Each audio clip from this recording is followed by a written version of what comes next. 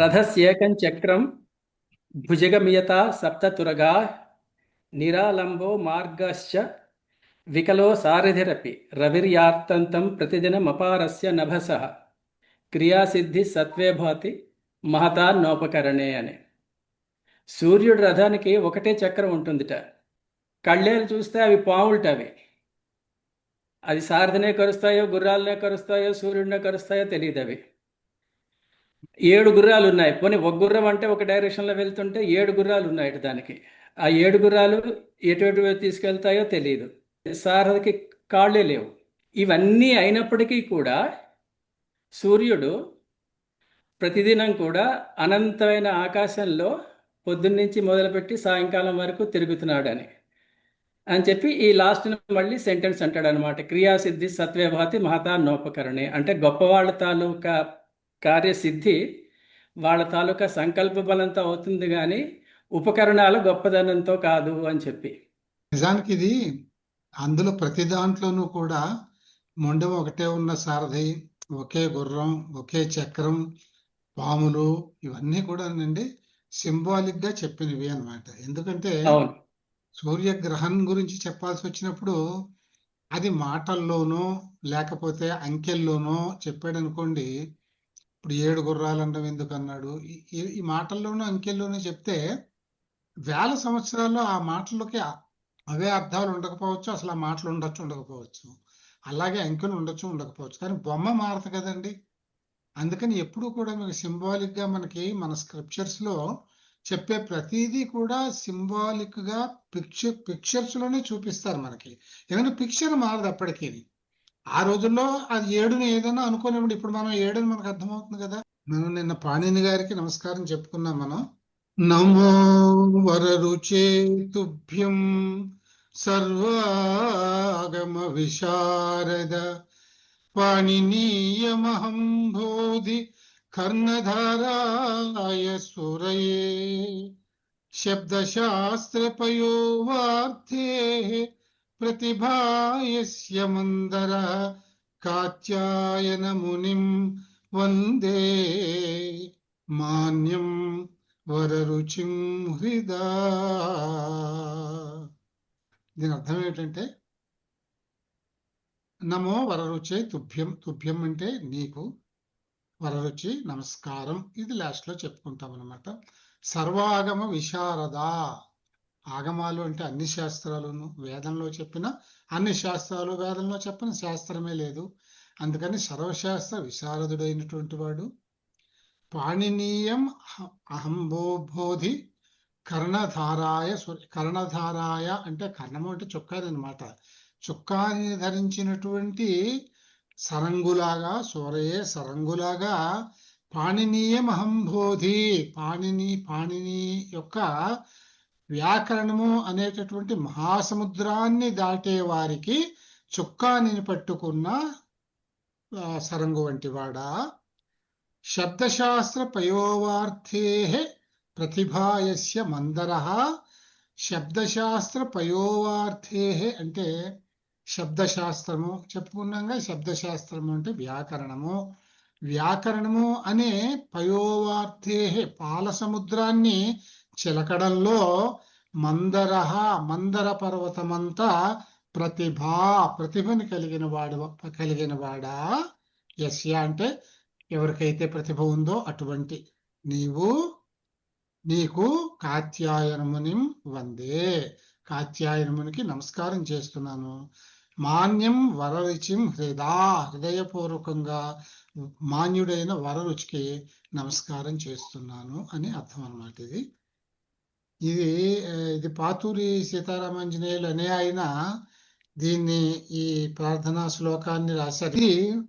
ఈయన ఏమిటంటే ఈ పాతూరి సీతారామాంజనేయులు గారు శివమహిమనాస్తవం అని చాలా ఫేమస్. అది పుష్పదంతుడు అనే ఆయన రాసినట్లుగా అందులో ఉంది అనమాట. ఆ శివమహిమనాస్తవం దగ్గర పుష్పదంతుడు అనే రాసినట్టుగా ఉంటుంది. ఈ పాతూరి సీతారామాంజనేయులు గారు దాని మీద రీసెర్చ్ చేసి ఆ పుష్పదంతుడే ఈ వరరుచి కనుక శివమహిమన స్తోత్రం రాసింది ఈ కాత్యాయన మహాముని అని చెబుతూ ఆయనకి నమస్కారం చేస్తూ ఈ పద్యాన్ని రాశారు అనమాట. మనం నిన్న చెప్పిన వాటిల్లో ఈ ఎక్సర్సైజ్ చేసేసామండి. పుస్తకం అస్తి పుస్తకే స్తః పుస్తకాని సంతి, ఇది మనం చూసేసాం. అలాగే ఫలం అస్తి ఫలే స్తః ఫలాని సంతి అని ఈ విధంగా మిమ్మల్ని రాసేయమని చెప్పాను. మీరు రాసేసి ఉంటారు, ఒకవేళ చేయకపోతే ఇప్పుడు చేయండి, పర్వాలేదు. ఇది కూడా మీకు అస్తి స్తః సంతిలతోటి పూర్తి చేయమన్నాం. ఛాత్రాహ అంటే ఏం రావాలండి ఇక్కడ? ప్రాంప్ట్ చేయొచ్చు మీరు ఎవరైనా, పర్వాలేదు. సంతి సంతి కరెక్ట్, సంతి ఎక్సలెంట్. బాలికే సహ ఎక్సలెంట్, ఇంక చెప్పక్కర్లేదు, చాలు. సో ఇది కూడా మనకు అయిపోయిన ఎక్సర్సైజే. ఆ విధంగా మీరు రాయండి. చూసారా, ఇక్కడ ఏతత్ అని ఈ మూలపదం ఇచ్చాము. ఏతత్కి 3 లింగాల్లో ఫార్మ్స్ ఏమిటండి? పుల్లింగంలో ఏష, స్త్రీలింగంలో ఏష, నపుంసకలింగంలో ఏతత్. అలాగే ఈ పుల్లింగ శబ్దానికి 3 వచనాల్లో ఏమిటండి?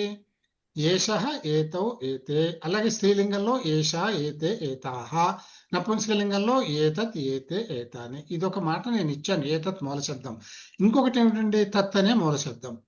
ఈ తత్ అనే మూల శబ్దం చూడండి, తత్కి 3 రూపాలు ఏమిటి? లింగం ప్రకారం సహ, సా, తత్. తర్వాత ఒక్కొక్క మాటకి వచనపూర్వకంగా సహ, తౌతే, సా, తే, తాహ. ఏమి మారో చూడండి. అహ, ఔ, ఏ, ఆ, ఏ, ఆహా, ఏ, ఆని. తత్, ఏ, ఆని, ఏతత్, ఏ, ఆని. ఇంతే, ఇలాగే వస్తాయి అన్నమాట. అలాగే మూడోది మనం కిమ్ అనే శబ్దం చెప్పాను నేను. కిమ్. కిమ్కి ఏమిటి? పుల్లింగంలో కహ, స్త్రీలింగంలో కా, నపుంసకలింగంలో కిమ్. రూట్ వర్డ్ కూడా కిమ్మే, నపుంసకలింగంలో ఉన్న శబ్దమే రూట్ వర్డ్ అవుతుంది. కనుక ఇది ఈయనకేం వస్తుంది? అహ, ఔ, ఏ. ఇది నేను మీకు చెప్పాను, ఈ సీక్వెన్స్ ను పట్టుకోవాలి మీరు. పట్టుకుంటే ఇంక ఏ మాటకైనా మీరు రాసేయగలరు అనమాట. అలా రాసేస్తే ఏమైంది? కహ, కౌకే, కాకే, కాహ, కిమ్కే, కాని. ఇవన్నీ మీకు తెలుసు. అస్థి, స్తః, సంతి. అస్థి అనేటటువంటి వెర్బ్కి మనం 3 ఫార్మ్స్ చూసాం. ఏకవచనంలో అస్థి అంటాము, ద్వివచనంలో స్తః అని అంటాము, బహువచనంలో సంతి అని అంటాం కదా. ఇంతకీ ఇక్కడ ఒక్క విషయం గుర్తుపెట్టుకోండి, నిన్న మీకు నేను పురుషాన్ని కూడా నేను మీకు పరిచయం చేశాను. ఏమేమి పరిచయం చేశాను? ప్రథమ పురుష, మధ్యమ పురుష, ఉత్తమ పురుష. ప్రథమ పురుష అంటే 3rd పర్సన్, మధ్యమ పురుష అంటే 2nd పర్సన్, ఉత్తమ పురుష అంటే 1st పర్సన్.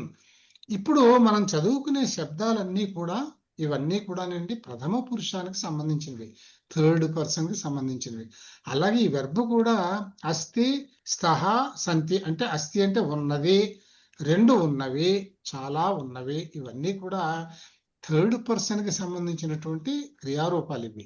మనకి 1st పర్సన్ అంటే ఉత్తమ పురుష గాని, మధ్యమ పురుష గాని, వీటికైతే వీటి ఫార్మ్స్ వేరుగా ఉంటాయి, వాటి క్రియారూపాలు మారుతాయి. అవి మనం చూడలేదు, తర్వాత చూస్తాం. అందుకని ప్రథమ పురుషలో క్రియాపదాన్ని మనం చూసాం. ఇది ప్రథమ పురుషలో కర్తృపదాలు, కర్తగా వాడుతున్నాము. ఏషః అస్తి అంటే ఇది ఉన్నది, ఇతడు ఉన్నాడు అన్నాం. ఇక్కడ ఏమైంది? ఇతడు అంటే కర్త అయ్యాడు కదా, సబ్జెక్ట్ అన్నమాట. సో ఈ రకంగా పెట్టాను. ఇప్పుడు నా ఉద్దేశం మిమ్మల్ని రాయమన్నది ఏమిటంటే, ఈ మనం నేర్చుకున్న పదాలతో సెంటెన్స్లు ఏమొస్తాయంటే, ఏషః అస్తి, ఏతౌ స్తః, ఏతే సంతి. ఏష, అస్తి, ఏతే, స్తః. ఇట్లా వీటన్నింటికి సెంటెన్సులు రాయడమే. ఇదే నేను ఇచ్చిన క్వశ్చన్కి ఆన్సర్. మీరు ఒక్కసారి ఇక్కడ మీరు జాగ్రత్తగా అర్థం చేసుకుంటే చూడండి. సహతౌతే అని ఉంది మనకి ఈ పుల్లింగంలో. స్త్రీలింగంలో సాతే, తాహ అని ఉంది. నపుంసకలింగంలో తత్తే, తాని అని ఉంది. ఈ తే ఎన్ని చోట్ల ఉందండి? ద్వివచనంలో స్త్రీలింగ నపుంసకలింగాల్లో ఉంది, బహువచనంలో పుల్లింగంలో బహువచనంలో ఉంది. ఇది మీరు గుర్తు పెట్టుకోవాలి. ఇది ఎక్కడ ఏమిటనే మీరు అసలు కన్ఫ్యూజ్ కావక్కర్లేదు. ఉదాహరణకి నేను తే బాలకాహ అన్నాను అనుకోండి. బాలకాహ అంటే ఏంటంటే బాలకః, బాలకౌ, బాలకాహ అంటే పుల్లింగంలో బహువచనం. అప్పుడు తే బాలకాహ అన్నాను అంటే అక్కడ ఉన్న తే అనేది పుల్లింగంలో బహువచన శబ్దమా, మీకు ఆటోమేటిక్గా అర్థమైపోతుంది. అలాగే తే బాలికే అన్నాను అనుకోండి, స్త్రీలింగంలో ఎలా వస్తుంది? బాలిక, బాలికే, బాలికాహ అని వస్తుంది.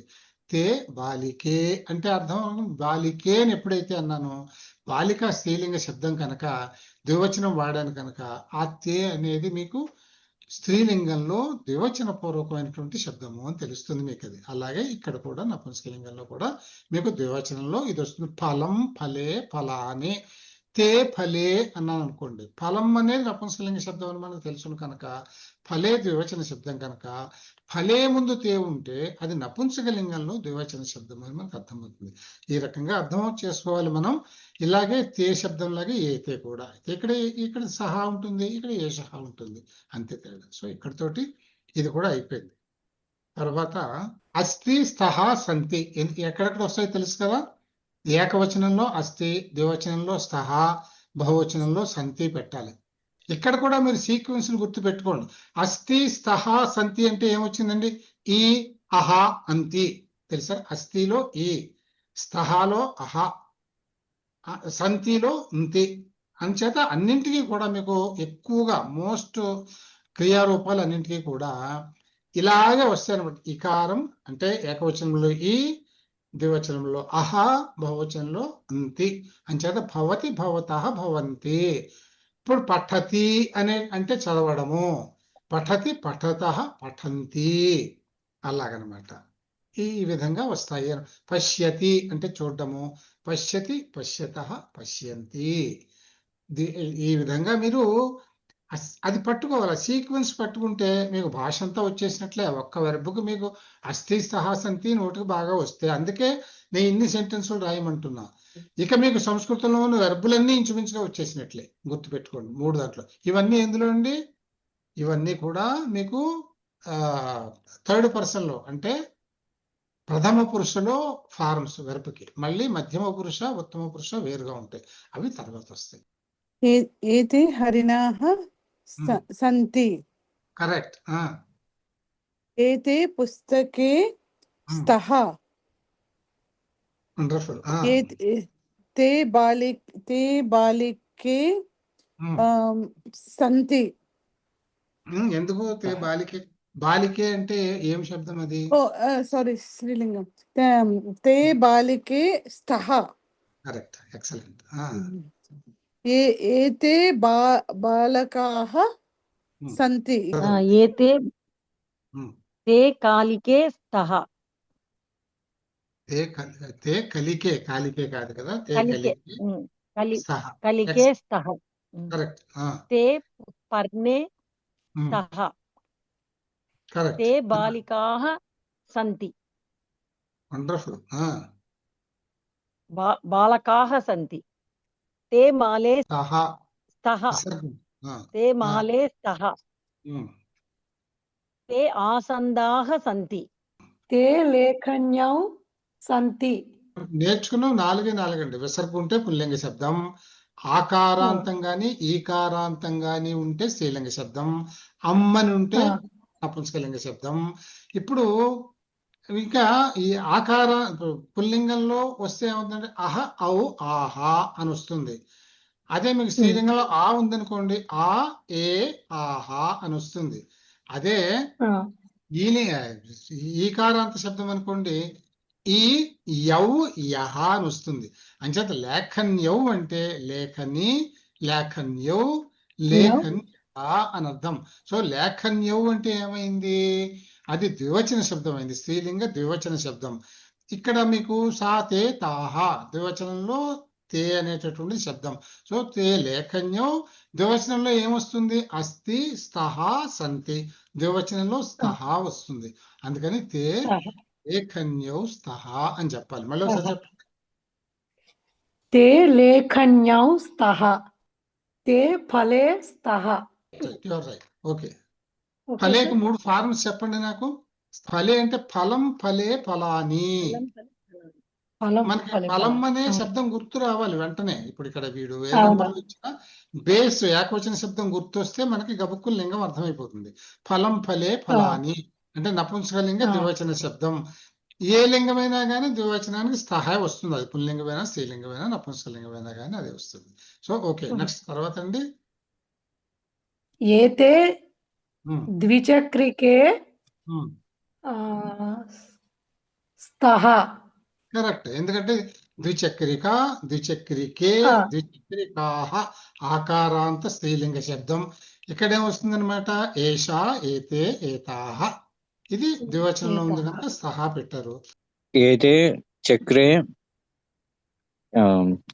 చక్రే స్తః. కరెక్ట్. एते पुरुषाः सन्ति ते मयूराः सन्ति ते मयूर्यौ स्तः ఏతే ఆమ్రే एते आम्रे स्तः ఆమ్ एते आम्रे स्तः ते लते स्तः ते व्यजने स्तः. కొన్ని క్రియారూపాలు, ఇది ఇంపార్టెంట్. ఇప్పుడు మనం కొంచెం we are entering deep in to the subject అండి. నీకు ఇప్పుడు సెంటెన్సులు రాయడానికి ఇంకా ఎక్కువ ఆయుధాలు వస్తున్నాయి మీ దగ్గరికి.